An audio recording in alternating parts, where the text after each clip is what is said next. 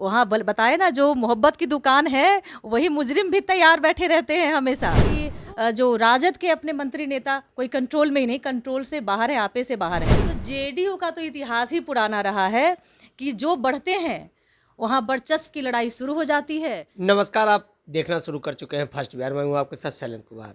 मैं बता दूं आपको कि इन दिनों बिहार की राजनीति बहुत गर्म है।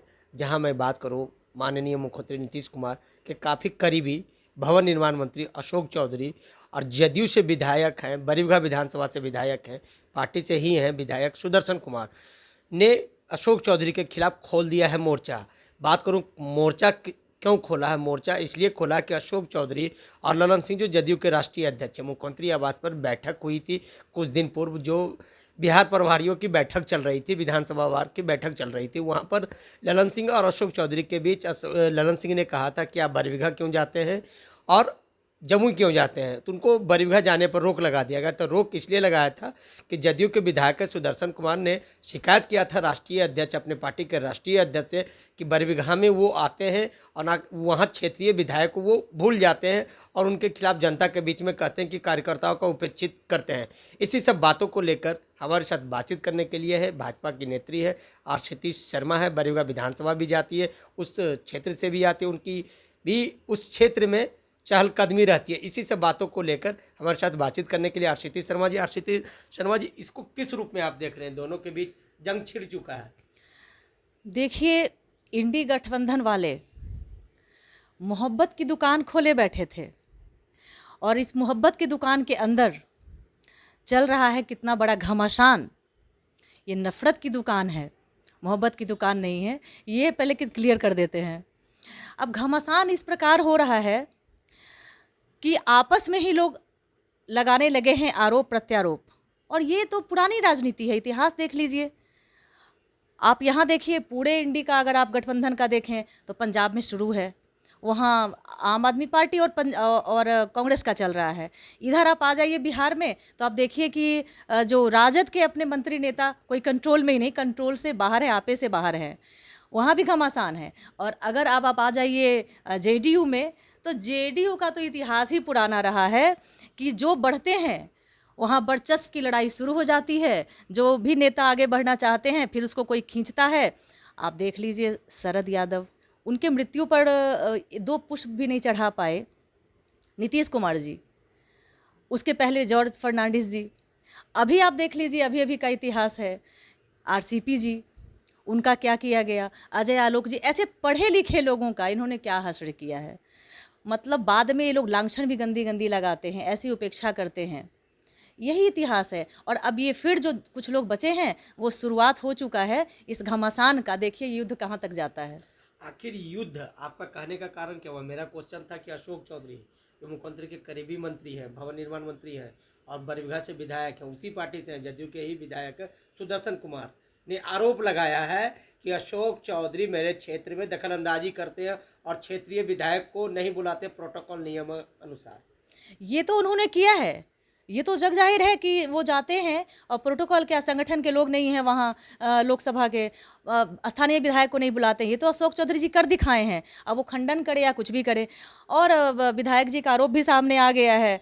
सब कुछ आप देख रहे हैं, यही तो कलह है ना, ये वर्चस्व की ही लड़ाई है। और ये भाजपा को देखते हुए है, भाजपा जो अपनी जड़ें जिनकी मजबूत जो बना लिए हैं हम लोग वहाँ पे, उसके वजह से अब ये लोग अचानक से जागे हैं और आपस में लड़ झगड़ करके नहीं मेरा करके जो है छवि थोड़ी जनता के नज़र में दिखाने की कोशिश है। अशोक चौधरी ने कहा है कि हम सुदर्शन को मानते हैं, सुदर्शन कुमार को मैंने 2 बार टिकट दिलाया है। जब मैं कांग्रेस का प्रदेश अध्यक्ष 2015 में था, वो लोजपा में थे, बिना पार्टी ज्वाइन किए हुए मैंने उनको टिकट दिया कांग्रेस से।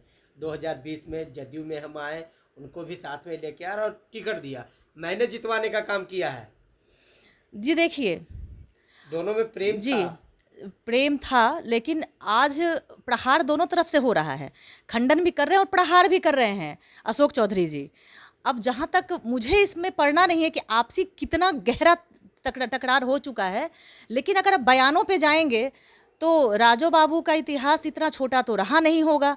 तो आप उनके प्रपौत्र को अगर आप देते हैं, पौत्र को अगर आप देते हैं टिकट सुदर्शन जी को, तो इसका आप आज वाहवाही ले रहे हैं और जनता को बता भी रहे हैं मीडिया के माध्यम से। तो छोटा बड़ा दिखाने का जो ये सिलसिला है ये शुरू हो गया है और यही है वर्चस्व की लड़ाई। सुदर्शन ने साफ साफ आरोप लगाया है कि हमारे दादा स्वर्गीय राजू बाबू की हत्या 2005 में हुई थी, किसने कराया, साजिशकर्ता के रूप में अशोक चौधरी को लेकर आया और ये नाम हटवाने के लिए मेरे से प्रेम था। आज जब नाम हट गया साजिशकर्ता से तो ये अब उनका जाहिर हो गया और बरबीघा में वो लगातार चहलकदमी पर तैयार है और अपने दामाद के लिए फील्डिंग कर रहे हैं। साफ साफ आरोप लगा रहे हैं, बीजेपी पर आरोप लगा रहे हैं कि बीजेपी से उनको टिकट दिलवाने के लिए नवादा लोकसभा को से बरबीघा विधानसभा नवादा लोकसभा में आता, वहाँ से टिकट दिलवाने के लिए वो फील्डिंग कर रहे हैं और बरबीघा के भूमियार को ठगने का काम अशोक चौधरी कर रहे हैं। देखिए, असल बात आपका अब खुल करके आया है।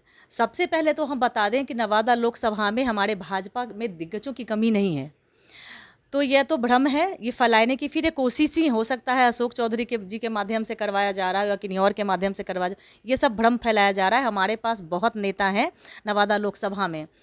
दूसरी बात, जो आपने जाति की बात कही, तो मुझे भी यही पूरा अंदेशा है कि चुनाव जब सामने आ रहा है, ये लोग तो आते जाते थे नहीं, क्षेत्र में दोनों ही का कुछ योगदान नहीं है जी, कोई भी योगदान नहीं है, कुछ भी नहीं है क्षेत्र में योगदान। आप जाकर जनता से पूछिए, पूरा बीजेपी में हुआ है। घूम रहे हैं ना, हम घूम रहे हैं तो बातें तो आती है, दिख रहा है। सुदर्शन जी का भी कुछ योगदान नहीं है, वो भी बताएं कि उन्होंने क्या किया है। और अशोक चौधरी जी तो थे ही नहीं बरबीघा में, कभी कदम ही नहीं पड़ा उनका।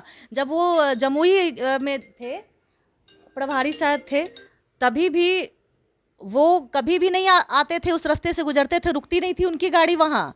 आज उनकी भी देख रहे हैं ना कि राजू बाबू की हत्या हुई, उसमें साजिश अशोक चौधरी का था, मंत्री है जी। हम तो ये नहीं मान सकते, ना हम कानून में कभी थे, ना हम कानून के रखवाले थे, ना हम कोई कभी जज रहे हैं कि राजू बाबू की हत्या हुई जी।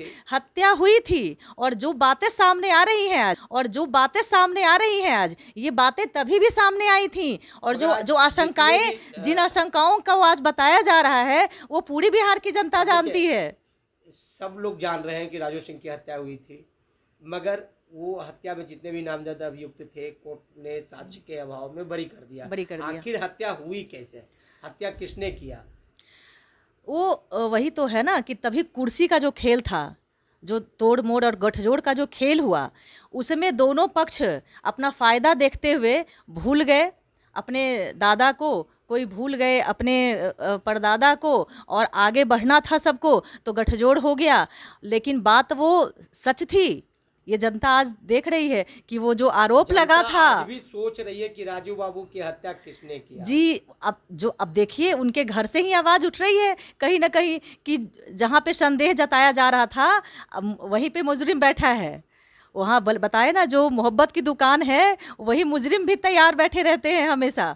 तो सब साफ हो गया है। अब तो इन दोनों की लड़ाई में जनता के सामने सब आ गया है कि ये जो हत्याओं के बाद भी दोनों मिलके राजू बाबू जैसे नेता, हम लोग उनका नाम सुनकर बड़े हुए हैं, उनकी हत्या के बाद भी ये कुर्सी और सत्ता के लिए गठजोड़ होता है, मतलब खून की राजनीति होती है और गठबंधन होता है। आज ये खुलकर सामने आया है। जात पात की राजनीति ना करें ये लोग कि आज आ गए और आकर कह रहे हैं ये भूमियार और ये फलाना ठिकाना। एक बात अच्छे से समझ लेना चाहिए कि आप आज जाति करें या कुछ भी करें, आप दोनों ने छला है। और राजू बाबू के जो समर्थक हैं, जो उनको चाहने वाले हैं, वो देख रहे हैं कि यहाँ पे लालचवश क्या क्या घटनाएं घटी और इसी सत्ता के लोभ में आज कैसे पहले जोड़ा गया और अब आरोप प्रत्यारोप लगाया गया। इसी तरह आप देख रहे थे किस तरह से जो भाजपा की नेत्री है आरसीटी शर्मा तमाम सवालों का जवाब दिया। इसी तरह आप तमाम खबरों के साथ बने रहे। फर्स्ट बार से शैलेंद्र कुमार। धीरे धीरे से मेरी जिंदगी में आना, धीरे धीरे से दिल को चुराना। नमस्कार, मैं अनुराधा पौडवाल 26 नवंबर को पैनोरमा स्टार सीजन 6 के कार्यक्रम में पूर्णिया बिहार आ रही हूँ। मुझे पैनोरमा ग्रुप के निर्देशक संजीव मिश्रा जी ने बुलाया है, तो हम सब मिलते हैं पैनोरमा ई होम्स में शाम 7 बजे। नमस्कार। पूर्णिया के ई होम्स पैनोरमा में। पूर्णिया में पैनोरमा ग्रुप लेकर आए हैं ई होम्स पैनोरमा, बड़ा घर, आलीशान जिंदगी और अत्याधुनिक सुविधाओं के संग। अरे अरे, अब क्यों मुंह मीठा करवा रही हो? क्योंकि हम घर वापसी जो कर रहे हैं। घर वापसी की खुशी पूर्णिया में ई होम्स पैनोरमा के संग। E homes panorama, luxurious lifestyle redefined.